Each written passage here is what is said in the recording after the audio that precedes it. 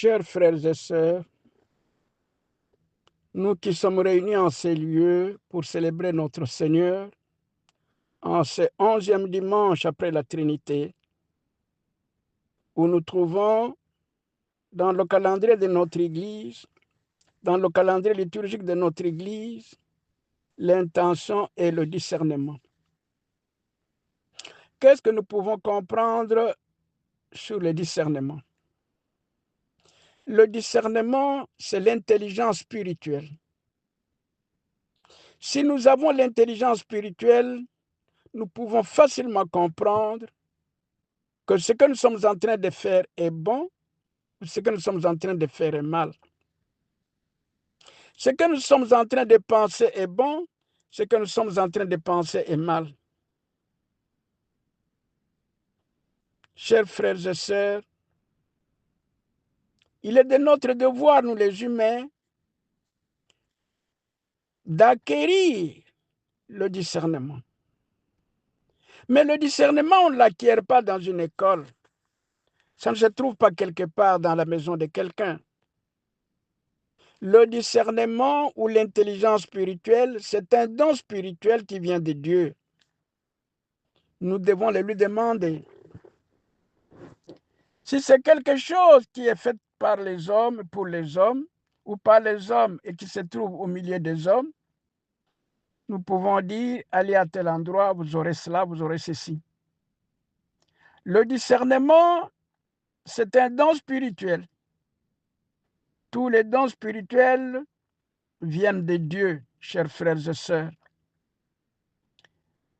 Et chacun de nous a cette possibilité de demander les dons auprès de Dieu.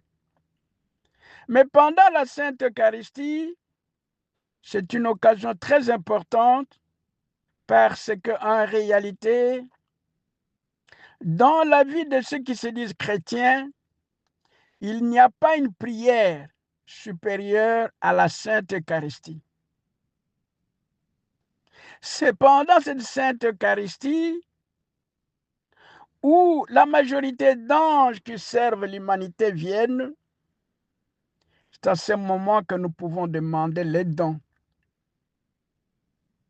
Aujourd'hui, comme nous le disons, au 11e dimanche après la Trinité, nous demandons le discernement. Nous demandons le discernement pour que nous puissions comprendre d'abord comment nous sommes sur cette terre. Pourquoi nous sommes sur cette terre? Qu'est-ce que nous devons faire sur cette terre? Et quel est l'objectif principal pour lequel nous sommes sur cette terre? Chers frères et sœurs, l'homme n'est pas venu sur terre par sa propre volonté. L'homme n'est pas venu sur terre, comme disent certaines églises, que l'homme a péché, on l'a chassé du jardin d'Éden. Non. L'homme a demandé librement auprès de Dieu, Seigneur de gloire, autorise-moi d'aller visiter le monde inférieur. Dans les vrais enseignements, c'est cela.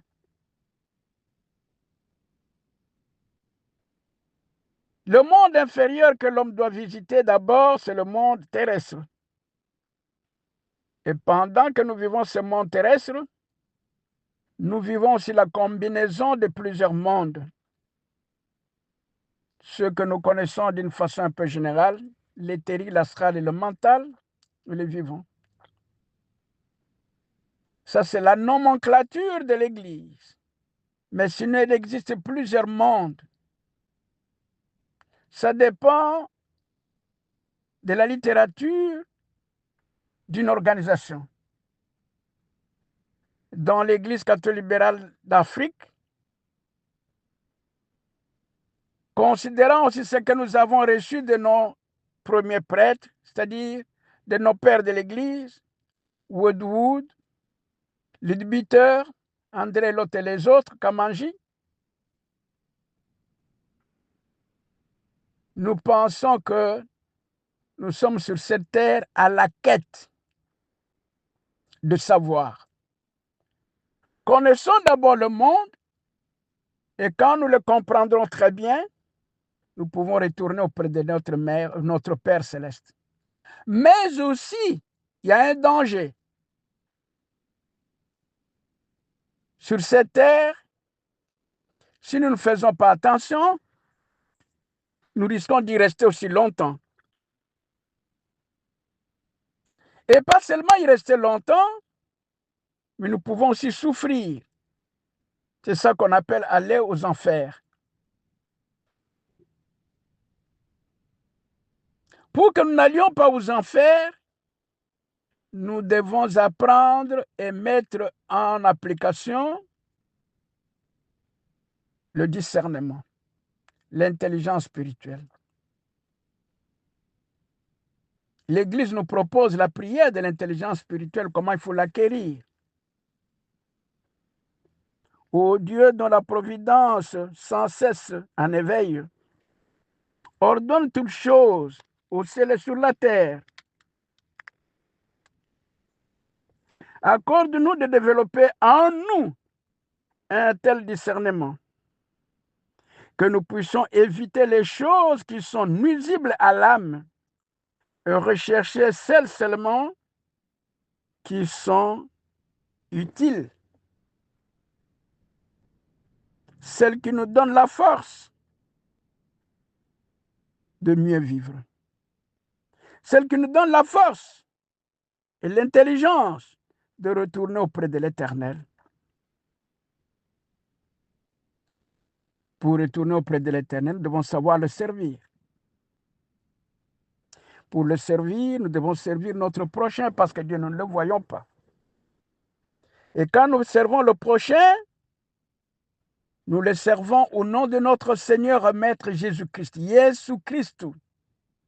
Celui qui est né en Égypte antique, parce que le monde a perdu les enseignements. Le monde nous a amenés dans le christianisme qui n'a pas d'issue. Le monde, tel qu'il est dirigé aujourd'hui par l'Occident, nous a amenés dans un christianisme qui n'a pas d'issue. C'est un christianisme occidental qui a imaginé un Seigneur Jésus qui n'a jamais existé, un Jésus imaginaire. Ils ont dit qu'il est né à Nazareth. Or, quand Dieu a créé le monde, Dieu n'a pas créé toutes les autres races que vous êtes en train de voir. Et à l'époque où les Écritures sont nées, à l'époque où le christianisme a commencé, il n'y avait qu'une seule religion. Il n'y avait qu'une seule race, la religion chrétienne et la race noire. Aujourd'hui, on a oublié tout cela. Si nous n'enseignons pas cela, nous enseignons la fausseté. Et plus que nous enseignons la fausseté, plus que nous nous écartons de la voie qui doit nous conduire vers l'état christique. Ce n'est que l'état christique qui peut nous faire revivre encore le monde de notre Dieu. C'est pour cette raison-là que dans le calendrier liturgique de l'Église, il existe plusieurs périodes où l'Église de Dieu réelle est en train d'enseigner le peuple de Dieu, comment il faut retourner auprès de l'Éternel. C'est ainsi qu'aujourd'hui nous parlons du discernement. Comme nous vous l'avons déjà dit, le discernement, c'est l'intelligence spirituelle. Ce n'est pas n'importe quelle intelligence, c'est l'intelligence spirituelle. Ce n'est pas l'intelligence pour prendre le diplôme, avoir le doctorat, la licence, la maîtrise. Non. L'intelligence spirituelle qui doit nous faire connaître la voix de Dieu. C'est comme cela que Saint Paul, quand il enseignait les Corinthiens, ou plutôt la lettre aux Corinthiens, qui n'est réellement pas une lettre aux Corinthiens, mais qui est une lettre à l'humanité, il dit ceci: Saint Paul a été ordonné prêtre et grand prêtre. Et tout bon prêtre qui est dans une très bonne église doit savoir que la sagesse qu'il incarne, la sagesse qu'il doit professer, la sagesse qui devient l'occasion de l'évangélisation, c'est la sagesse des parfaits. Que signifie la sagesse des parfaits? Le discernement, c'est-à-dire la connaissance des êtres qui sont devenus des Christ. C'est cela qu'il doit enseigner.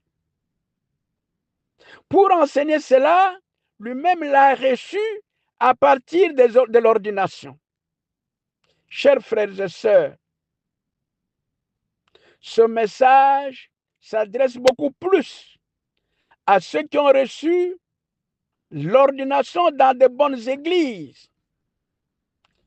C'est-à-dire ceux qui ont reçu les ordinations dans les églises réelles, qui sont d'origine christique réelle, et dont le christianisme venu du ciel, qui a commencé en Égypte antique.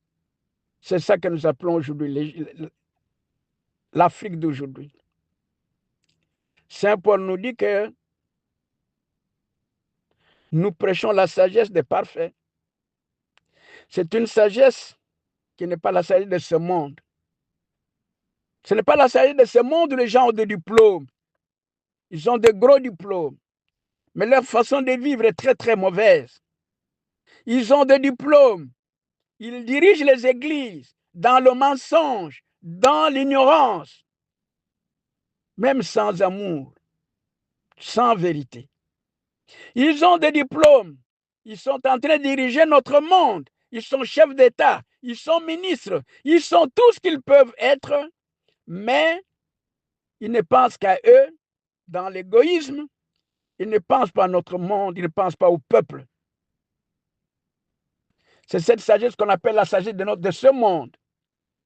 Tout homme qui se dit homme de Dieu, chrétien, réel, véritable, doit sortir de cette sagesse du monde, qui ne pense qu'à soi-même, qui ne pense qu'à sa famille, qui ne pense pas à son ordre, qui ne pense qu'à son église, qui ne pense qu'aux gens de son parti politique. Et les partis politiques, moi personnellement, je vous suis en train de vous enseigner, surtout en Afrique. Si les Africains peuvent comprendre ça, les partis politiques, ça fait une organisation satanique que le monde de l'Occident a mis en Afrique pour qu'il puisse toujours continuer à faire souffrir l'Afrique.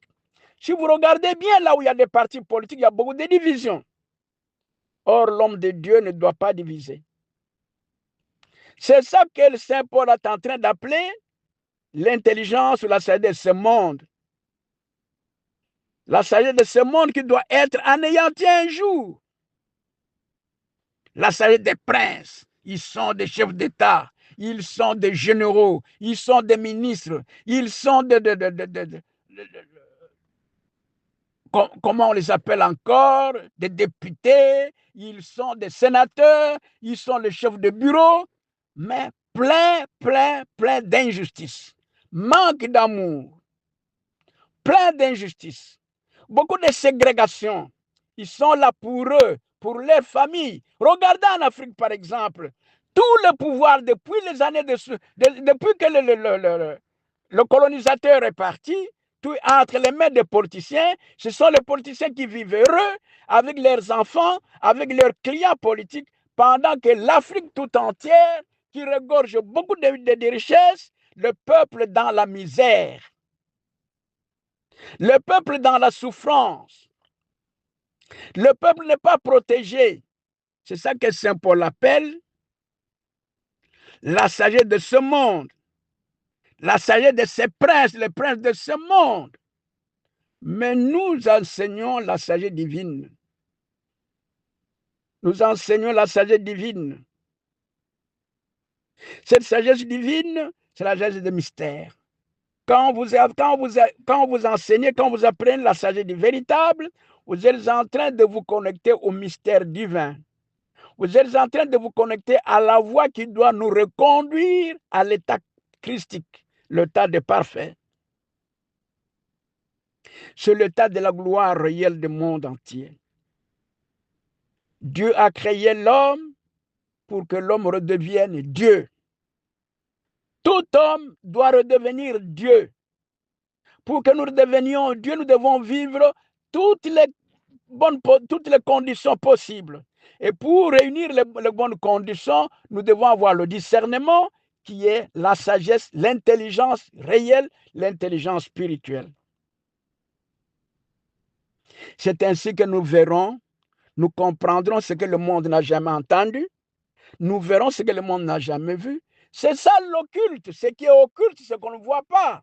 Saint Paul nous dit que nous, dans l'Église, on fait beaucoup d'efforts, on doit beaucoup travailler pour connaître ce qui est dans l'invisible plutôt que de ce qui est dans le visible.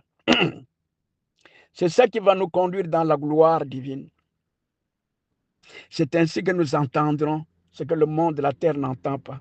Nous verrons ce que le monde de la terre ne voit pas. Nous vivrons ce que le monde de la terre ne vit pas.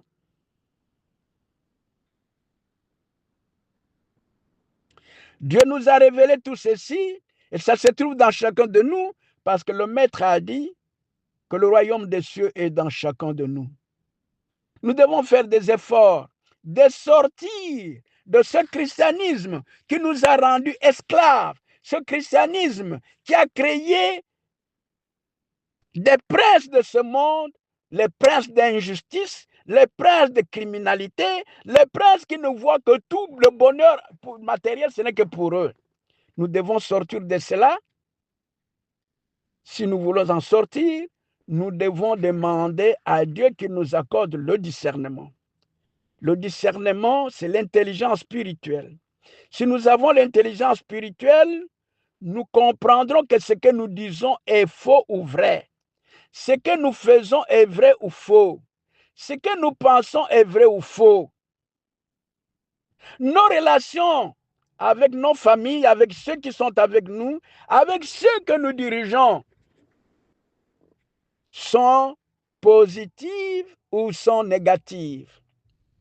Ceux qui ne voient pas cela, qui ne se concentrent que dans leur parti politique, dans leur gouvernement, dans ceux qui sont seulement au pouvoir, les autres sont leurs ennemis,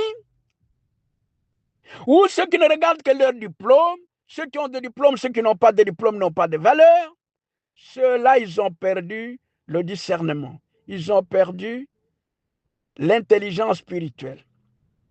Mais comme l'intelligence spirituelle, ça ne s'achète pas, ça ne se prend pas quelque part, nous devons invoquer le Seigneur pour qu'il nous en donne. Nous devons invoquer le Seigneur pour que sa force puisse faire disparaître l'envie de ce monde. Parce que ce monde n'a pas encore reçu l'Esprit de Dieu, l'Esprit de discernement. C'est pour cela que nous sommes toujours dans l'égoïsme. Nous devons en sortir. C'est ainsi que nous connaîtrons Dieu. Le discernement, c'est un don caché, c'est un don dans l'invisible. Et Saint Paul nous dit que nous, dans l'Église, on regarde des choses invisibles. On cherche ce qui est dans l'invisible. Et nous demandons à Dieu pour que nous puissions obtenir cette sagesse dans l'invisible, que nous puissions obtenir cette intelligence spirituelle qui est dans l'invisible, qui puisse bien nous conduire dans cette bonne vie. C'est ainsi qu'il va donner la conclusion que l'homme animal, c'est celui qui a le gros diplôme, qui ne fait pas du bien pour les autres. C'est celui qui a un grand pouvoir, qui a le pouvoir de chef d'État, qui a le pouvoir de chef d'armée, qui a le pouvoir de chef de gouvernement, qui a le pouvoir de l'Église, mais qui ne regarde que lui, avec ceux qui sont autour de lui, avec ceux qui lui disent toujours oui, oui, oui, même dans le mal. Il est toujours homme animal. Nous devons sortir de cet homme animal. L'homme réel doit acquérir l'intelligence spirituelle pour qu'il puisse bien comprendre qu'est-ce que Dieu a voulu pour nous. C'est ce discernement que chacun de nous doit demander. Mais l'homme spirituel, il comprend tout. Quand il a le pouvoir, son pouvoir est pour l'humanité tout entière. permettez-moi de dire une chose ici, surtout à ceux qui gouvernent, pas seulement ceux qui gouvernent en Afrique, mais ceux qui gouvernent partout dans le monde, parce que notre monde est dévoyé.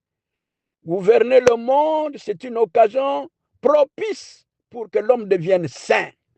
Si vous gouvernez le monde, vous gouvernez votre pays avec amour, avec justice, pour devenir saint, c'est beaucoup plus facile. Ce n'est pas dans les églises qui faussent les enseignements où vous devez devenir des saints. Non.